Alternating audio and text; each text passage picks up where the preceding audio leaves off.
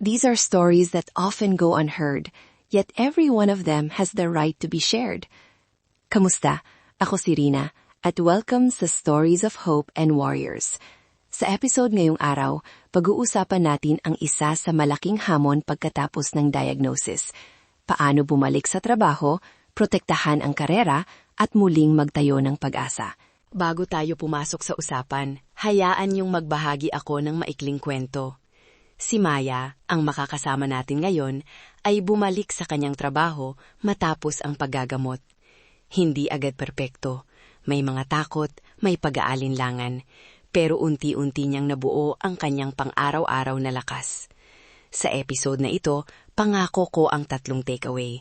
Practical steps para sa pagbalik, malinaw na karapatan at proteksyon, at mga karaan para panatilihin ang pag-asa habang nagtatayo muli ng karera. Madali siyang nagpakita ng tapang, at ngayon, makakasama natin si Maya at ang ating panauhing eksperto, si Attorney Ramos, isang HR at labor advocate na tumutok sa mga karapatan ng mga manggagawa at reasonable accommodations. Magandang araw sa inyong dalawa. Magandang araw, Rina. Salamat sa pag-imbita. Sa una, parang gulong na umiikot ang isip ko nung nalaman ko ang diagnosis. Trabaho, pamilya, bills, lahat naghalo. Tumigil ako sandali para magpagamot.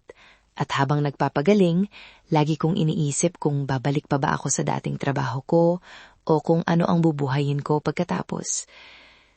Ang unang hakbang ko ay huminga at umalalaya sa taong pinagkakatiwalaan ko.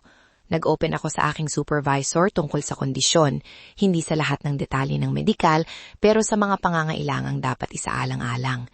Hindi madaling gawin iyon, pero nangyari ng maayos dahil sinimulan ko sa isang malinaw at mahinahong pag-uusap. Nag-request ako ng phased return. Unang 2 linggo, part-time lang. Unti-unti naming itinayo ang workload ko. Maya, nakaka-inspire ang lakas mo. Pwede mo bang ilarawan ang mga practical na hamon mo nung unang bumalik? Halimbawa, pagod ba agad, kayangan ng medical appointments, o stigma mula sa mga katrabaho? Oo, pagod talaga. May mga araw na kailangan kong magpahinga pagkatapos ng trabaho. May mga follow-up appointments din na hindi madaling ischedule sa normal office hours. At may ilang araw na nakakaawang mga tingin, pero mas marami rin namang kasama na tumulong. Ang mahalaga, nagplano kami ng realistic schedule at nag-set ng expectations.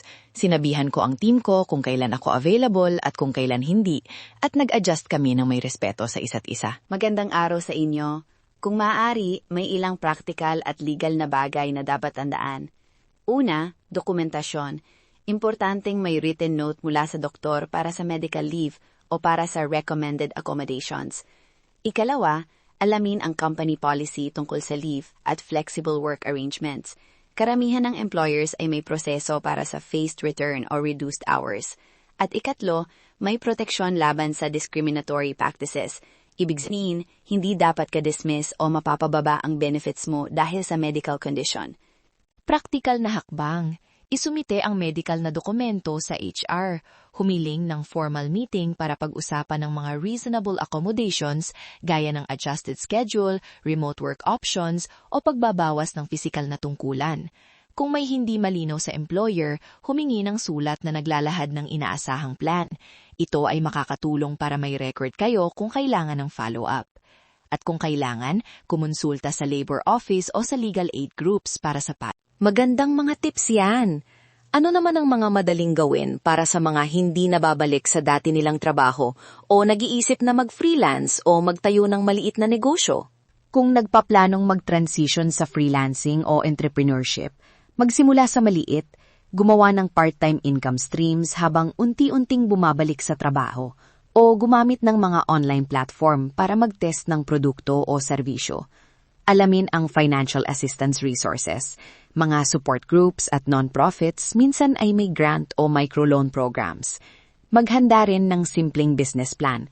Sinong customer mo, magkano ang kinakailangan, at paano mo ipapamahagi ang oras mo para hindi ma-overwhelm.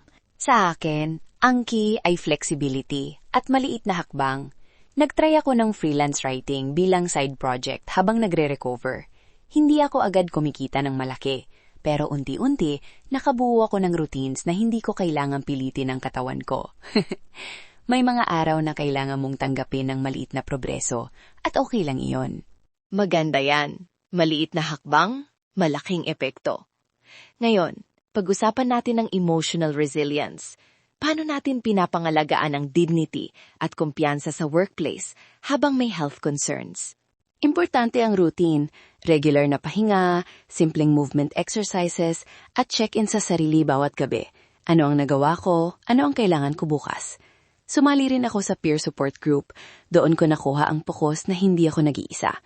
Kapag may mabigat na araw, nagsusulat ako ng maliit na list ng mga bagay na kaya kong pasalamatan.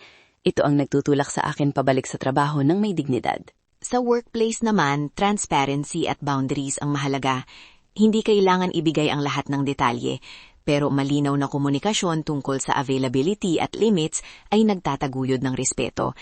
HR at supervisor na may empathy ay malaking tulong. Kung hindi available, humanap ng external mentor o counselor. At huwag kalimutang humingi ng professional mental health support kung kinakailangan. Ang counseling o therapy ay bahagi ng recovery. Bago tayo mag-wrap up, gusto kong magbigay ng mabilis na practical checklist para sa mga nakikinig. 1. Magdala ng doctor's note at i-document ang medical needs. 2. Mag-request ng formal meeting at mag-propose ng phased return o flexible schedule. 3. I-explore alternatibong income sources kung kailangan. 4. Maghanap ng peer support at professional counseling. 5. Alamin ang iyong mga legal rights kung sakaling may diskriminasyon. Maya, Attorney Ramos, maraming salamat sa inyong oras at sa pagbabagi ng napaka-praktikal at napaka-personal na mga karanasan at payo.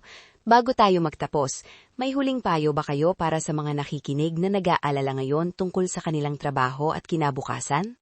Sabihin ko lang, pahinga, humingi ng tulong at unti-unti lang. Hindi kailangan harapin lahat ng sabay-sabay. Maliliit na tagumpay araw-araw ang magtatayo muli ng kumpiyansa mo. At mula sa akin, mag-document ng lahat. Gamitin ang available na policies at support systems at huwag mahiya humingi ng payo para sa legal o empleyado rights. Protektahan ang iyong trabaho at ang iyong karapatan habang pinapangalagaan ang iyong kalusugan. Recap, practical steps, karapatan, at pagpapanatili ng pag-asa. Iyan ang 3 haligi ng usapan natin ngayon.